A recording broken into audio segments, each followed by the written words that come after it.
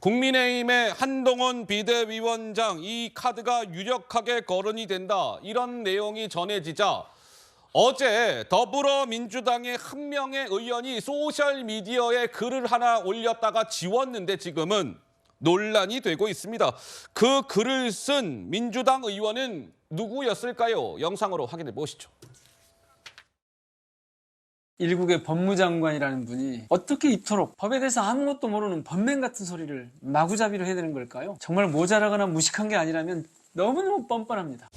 권력을 이용한 최악의 사법 관계라고 얘기하는데 영치금 보내면 법무장관 맞아요? 방해가 아유 참 보내는지도 법무장관 잘 맞아요? 모르겠고. 법무장관 입에서 진짜 나온 말이에요? 영치금 보낸 게 뭐 기가 수사 막히네. 방해, 그 저는 수사 오히려 방해예요? 이해가 안 되는데요. 정신 나갔네. 이제 검찰을 역사적 심판대에 세워야 합니다. 그 첫 단계가 바로 한동훈 장관 탄핵입니다. 자, 민형배 의원이 이런 글을 썼었습니다. 대선 후보도 검찰, 비대위원장도 검찰서 모셔온다고요, 국민의힘이요? 아이고야, 불임정당이 참 쪽팔리지도 않나 봐. 확인 당명을 검찰의 힘으로 바꾸면 되겠네. 흐흐. 이렇게 올렸다가 아무래도 저 빨간 박스에 있는 네 글자 저것을 의식해서인지 민형배 의원이 저 불임정당이라는 것을 그다음 그래픽으로 돌려주세요. 제가 그래야 좀 설명하기가 편하겠네요. 자, 저렇게 불임정당으로 했다가 저거 불임정당이라는 말을 반쪽 정당으로 바꿨어요. 수정. 그랬다가 아예 이번에는 게시글을 삭제했습니다. 그리고 다시 올렸는데 다시 올린 글에는 저 당은 쪽팔리지도 않나 봐. 이렇게 올린 것이지요. 글쎄요. 류호정 의원님 한 말씀 하실까요? 뭐 기사를 보고 이번에도 눈을 의심을 했고요. 눈을 또 평소에 의심하셨습니까? 도대체 이제 무슨 생각을 하고 사시면 이런 말씀을 하시는가 싶었는데 타인의 어떤 아픔이 될 수 있는 부분을 활용을 해서 또 네. 남을 비방하기 위해서 사용하신 거잖아요. 그 매우 잘못된 발언이라고 생각을 하고요. 사실 뭐 최강 의원님 암컷 발언했을 때나 뭐 기타 등등 막말 논란이 있었을 때마다 제가 뭐 인간이 덜 됐다라는 아유. 등의 어떤 표현을 사용하기도 했는데 네. 그 이후에 계속해서 뭐랄까요, 이게 더 뭐 1층 밑에 이제 지하에 있다고 계속해서 더 심한 발언들을 하고 계셔서 그렇다고 저까지 같이 더 심한 발언을 할 수는 없겠다라는 생각이 들었습니다. 그래서 비판은 뭐 이 정도로 해야 될 것 같고요. 네.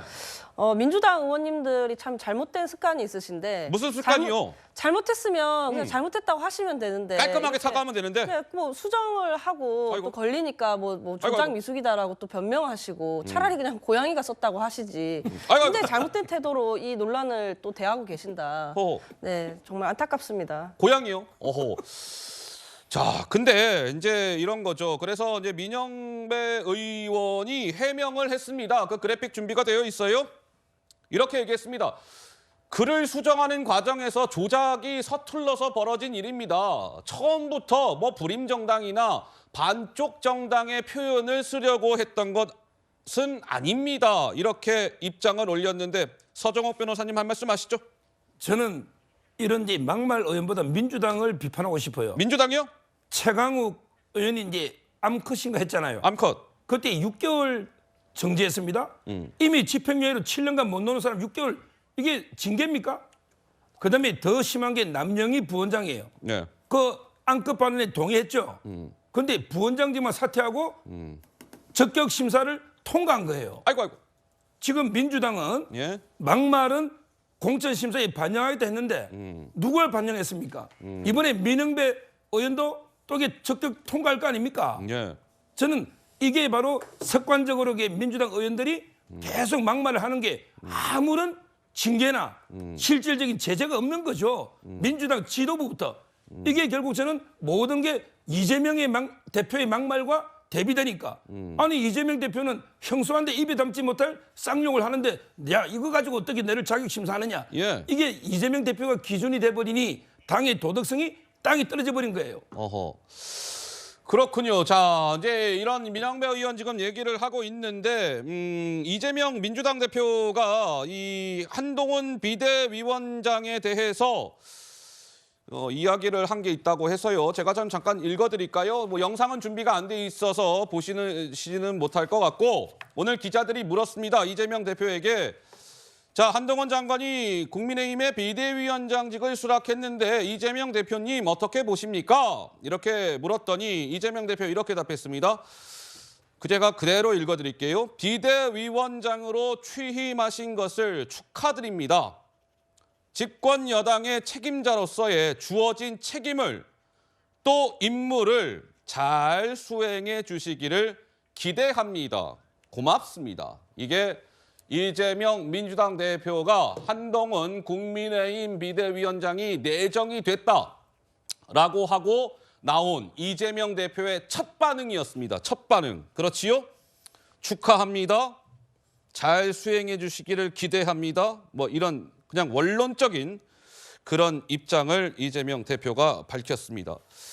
자, 민영배 의원을 얘기를 하고 있었는데 우리 박성민 전 더불어민주당 최고 입장에서는 민주당 의원들의 이런 발언의 논란이나 이런 것들이 이제 총선이 4개월도 남지 않은 상황에서 좀 신경이 쓰일 수밖에 없을 것 같은데 우리 박성민 최고는 좀 어떻게 보고 계십니까?